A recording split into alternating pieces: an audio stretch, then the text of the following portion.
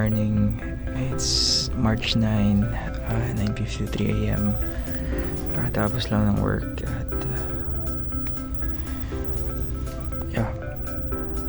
rest day. Pahinga muna.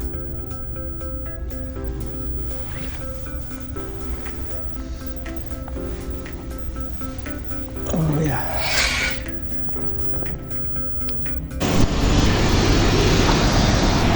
Yun nga guys, na pauwi na ako galing trabaho. It's already 10 a.m. Medyo tumambay pa ako, nagpahinga pa ako dun sa office na.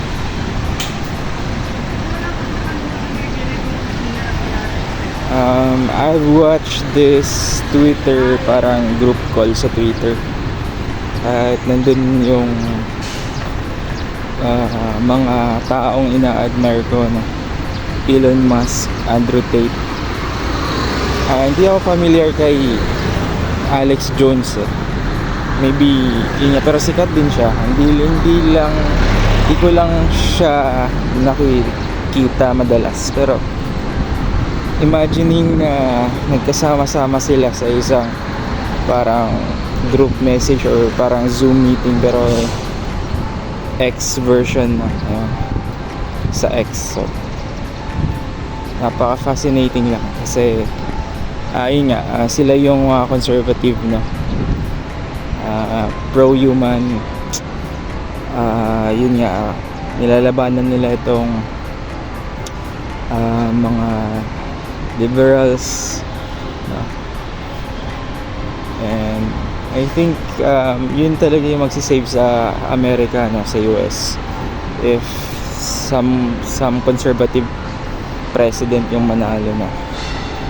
And props din kay talaga Elon Musk for buying X or acquiring Twitter and now X, no? Para ayun nga, merong free speech. I'm just fascinated to listen to them. Overall, that was a very epic call, no? I-admire ko si Elon Musk in terms of science, business, technology, finance, no?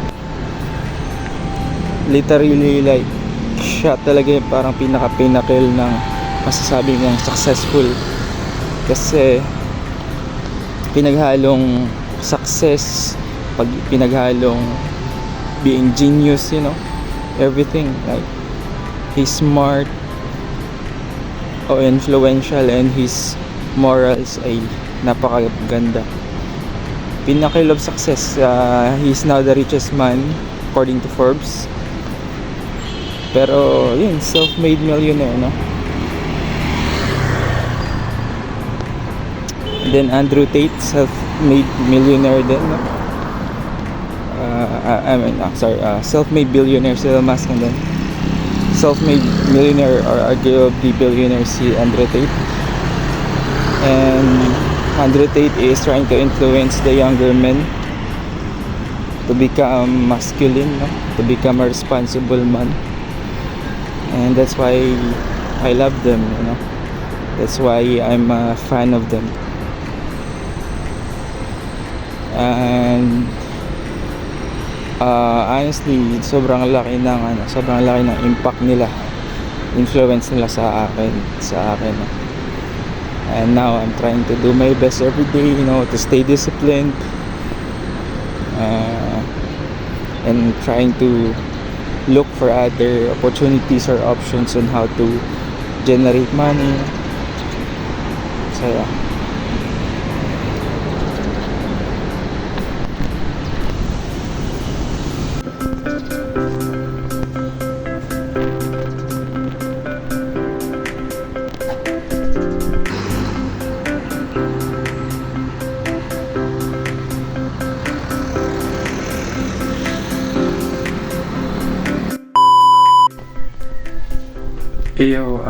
Tapos ko lang ang trabaho. Karating ko lang ng bahay at ngayon papahinga muna. Day off naman ngayon, no? So matulog lang ako maghapon, no? So yeah, it's a good day, no? Pahinga muna. Yo guys, good morning. So tutuloy ko lang din yung March 9 na vlog, no, kahapon Sabado. So yeah, pagdating ko kahapon natulog lang ako, no. So tulog ako from 12 noon until 12 midnight, no. So yeah, nagpahinga lang talaga kahapon. And today is Sunday, 6:18 AM at maya punta ako sa Santa Cruz. Bibisitahin ko muna sila dito sa Real Don, no? And then may schedule mamaya ng basketball 4 to 6 PM, pero baka maghapon ako sa Santa Cruz, kumbaga cancel na lang yung basketball. So yeah, what are my thoughts? Wala, pahinga lang talaga ngayon, no? And then overall financially, basta yung focus ko ngayon until May is bayaran lang yung utang, especially sa apartment, and then other things. Yeah, masaya ako na unti-unting nababawasan yung utang. And then monthly magbibigay sa parents, of course. And then sa July kasi pupunta na din ako ng Bicol, Kilaglay, babakasyon ako dun. So yeah, and then makapag-ipon ulit ng capital mga around the middle of the year, mga August, no. It's not something na I plan, no, kasi yun nga, kailangan mag-grind kasi meron tayong goal na at least 6 to 7 digits na income this year, no. And yeah, I'm still trying to think of some things na will lead to that, no. But ngayon I'm still trying to figure out, no. I'm happy na nakikinig ako sa mga podcast about of course self-development, about finances. Kila Andrew Tate, Elon Musk, no. And meron akong discover ng bagong inspiration ngayon in terms of politics naman, pero talino lang niya, si Vivek Ramaswamy, no. He's Indian American na nagtumatakbo bilang president ng Amerika, at sobrang talino and well articulated lang niya sa pagsasalita, no. And then sobrang magaling siya sa debate. Yeah, fascinating. Yeah, so basta tayo, continue lang tayo na wag sumuko kahit mahirap yung sitwasyon. Kailangan labanan, kailangan ng hard work talaga araw-araw, no.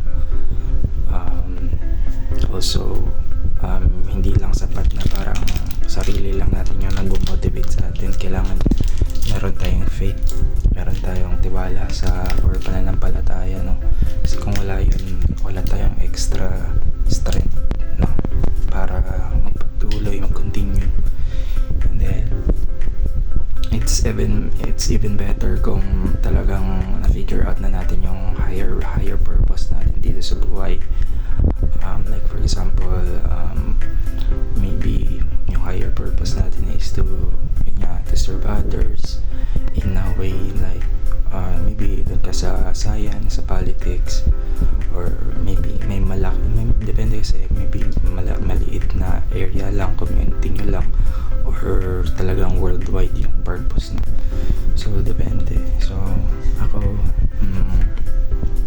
focus pa na ako sa pamilya, parang nuclear concept na focus muna ako sa family, sa sarili ko muna.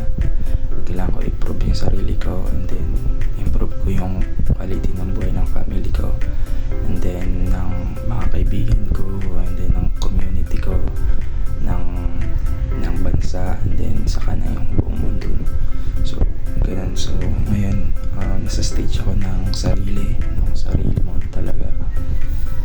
Kailangan ko munang mag-grow financially, yung spirituality, yung reputation, everything, so skills, kailangan sarili muna focus ko. Although 26 na ako, pero okay lang yan. So sarili muna, and then pag financial, kapag abundant na ako, saka na ako kumbaga hand in hand naman yan, saka mag-aapekto din yan sa family, and then community, so ganun. So yun muna. So yeah guys, punta muna ako sa Santa Cruz ngayon, bisitahin ko muna sila dito sa Rialton. So yeah. By the way pala, dito ko na rin end yung day 69 na vlog, so yeah, thank you again, and just never give up.